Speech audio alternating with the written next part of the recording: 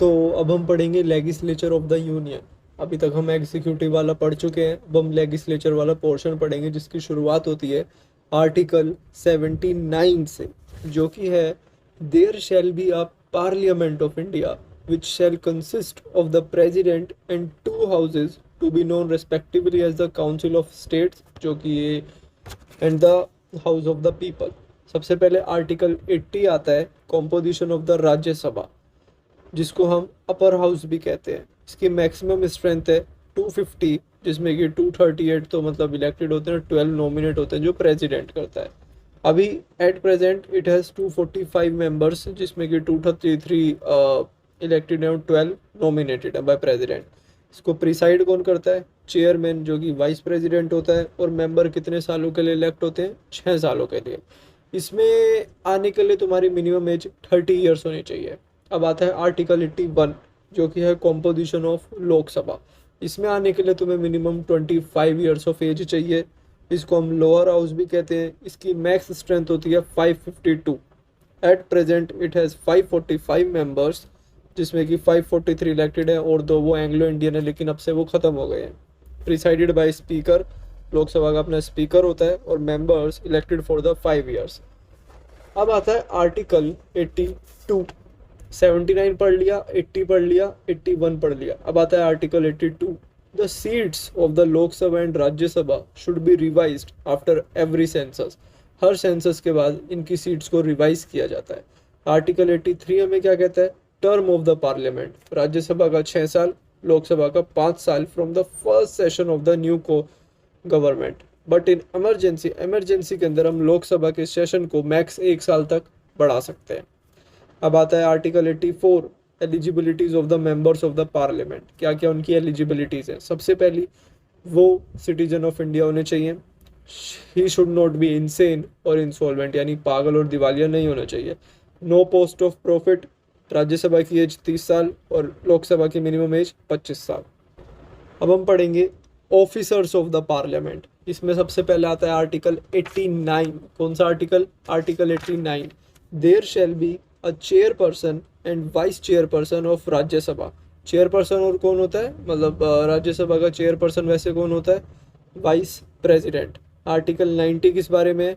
Termination of the vice chairperson if 50% plus 1 agree for this। Article 91 क्या कहता है? In absence of the chairperson the vice chairperson will perform his duties. ठीक है जी। Article 93 क्या कहता है? There shall be a speaker and deputy speaker of Lok Sabha, यानी लोकसभा के पास भी एक स्पीकर और एक डेप्यूटी स्पीकर होना चाहिए। अब आता है article 94। Both speaker and deputy speaker will submit their resignation to each other. दोनों एक दूसरे को देंगे। और termination of the speaker of the Lok Sabha by 2/3 majority in Lok Sabha. अब आता है आर्टिकल 95 कि in absence of the speaker of the Lok Sabha the deputy speaker will perform his duties. Article 100, quorum of the parliament 1/10 और 10%। लोकसभा के 55 मेंबर्स बनते हैं और राज्यसभा के 25 मेंबर्स बनते हैं। अब आर्टिकल 101 और 102 दोनों मिलके क्या बताते हैं? Ineligibilities of the members of the parliament की क्या चीज़ें उनमें नहीं होनी चाहिए। In case of the termination of the citizenship, उनकी सिटीजनशिप मतलब यहाँ की होनी चाहिए, टर्मिनेट नहीं होनी चाहिए। In case of attaining post of profit, ये भी एक इन एलिजिबिलिटी है। In case of being insane और insolvent, in case of being sentenced to jail for 2 years. If a member is absent for more than 60 days continuously, तो भी वो ineligible हो जाएगा। अब आता है article 103। The membership of the ineligible member will be terminated by president with an advice of the election commission of India. Article 104। If a terminated member attends the session then he will be charge ₹500 per day. अब हम पढ़ेंगे कुछ bills के बारे में। ये bills जो होते हैं 2 टाइप्स के होते हैं, government bills and non government bills. Government bills are presented by council of ministers in parliament and non government bills are presented by who are not in the council of ministers in parliament. ठीक है जी। सबसे पहले आता है ordinary bill. इसका कौन सा article बनता है? Article 107। Any bill which is not a money bill और फाइनेंशियल बिल, जो कि मनी बिल नहीं है या जो फाइनेंशियल बिल नहीं है, वो ऑर्डिनरी बिल होता है। That bill can be presented in either house of the parliament. हम किसी भी हाउस में इस बिल को दिखा सकते हैं, ऑर्डिनरी बिल को। इसका प्रोसीजर क्या होता है? Approx 1 month before that bill is notified to speaker of the Lok Sabha या chairperson of Rajya Sabha, and then the speaker या chairperson decide the date on which the bill presented on Sabha. Second step क्या आता है? On that date which is decided by the speaker or the chairperson, it is discussed in any of the house, and every member will provide a copy of that bill. Then voting will be done on one house of the parliament, and after passing in one house it is sent to the other house, जिसके बाद ये president के पास भेजा जाता है final signature के लिए। अब दूसरा बिल होता है हमारे पास मनी बिल। पहले वाला ऑर्डिनरी बिल कौन से उसके अंदर आया था? आर्टिकल के अंदर, आर्टिकल 107 के अंदर। मनी बिल कौन से आर्टिकल के अंदर आएगा? Article 110। Definition of money bill क्या है? This bill deals with the borrowings of the government of India, custody and maintenance of the consolidated fund and contingent fund or public accounts of India, and audits of accounts of the union and state. It also deals with the imposition and abolition of tax.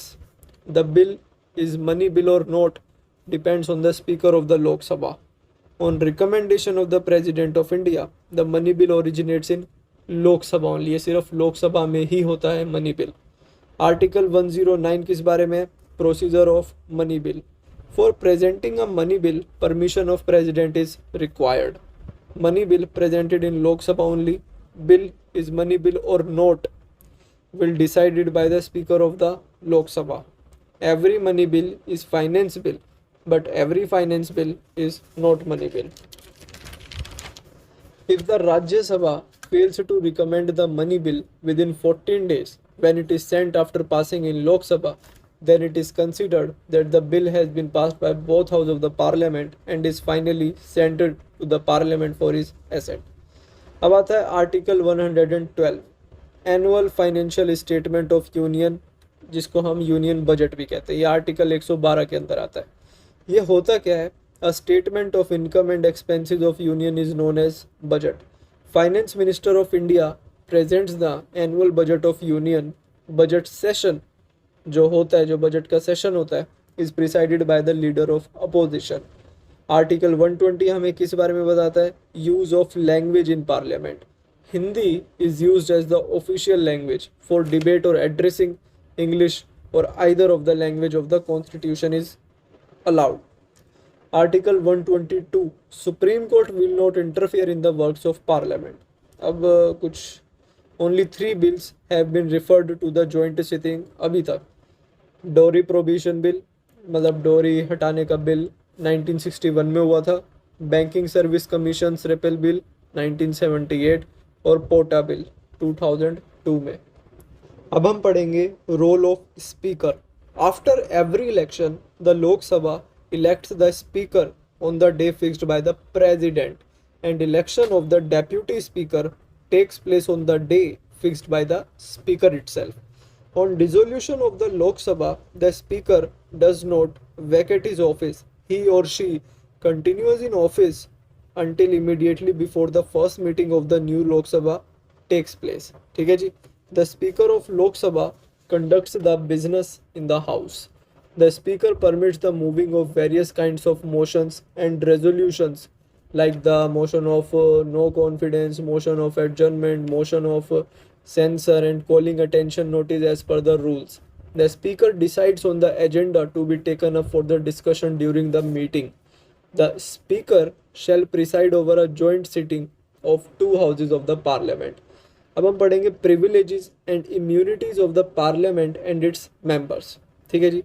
The constitution guarantees the freedom of speech in parliament and freedom of publication of its proceedings, यानी कि इसको हम publish भी कर सकते हैं, इसकी permission है।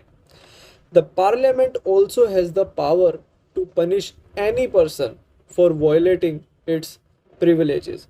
द एमपीज यानी member of parliaments are immune from arrest in civil cases while the parliament is in session and for 40 days before and after. In criminal case they cannot be arrested while house is in session. अब हम पढ़ेंगे कुछ parliamentary committees के बारे में। तो parliamentary committees are devices for effective control over the executive, for effective control over the executive they are made. So these are the following three committees जो कि एक्सरसाइज करती हैं फाइनेंशियल कंट्रोल। सबसे पहली public accounts committee, it consist of 22 members. Public accounts committee में 22 members होते हैं, 15 होते हैं लोकसभा से और 7 होते हैं राज्यसभा से। It insures that government spends money in accordance with the section of the parliament. It is headed by an opposite member. The CAG assist this committee. अब अगली कमेटी आती है estimates committee. It consist of the 30 members of all home drawn from the Lok Sabha. It reports on what economy or administrative reforms can be effective to ensure the efficiency of administration. अब जी अगला आता है committee on the public undertakings. It consist of 22 members again, 15 from the Lok Sabha and 7 from the Rajya Sabha.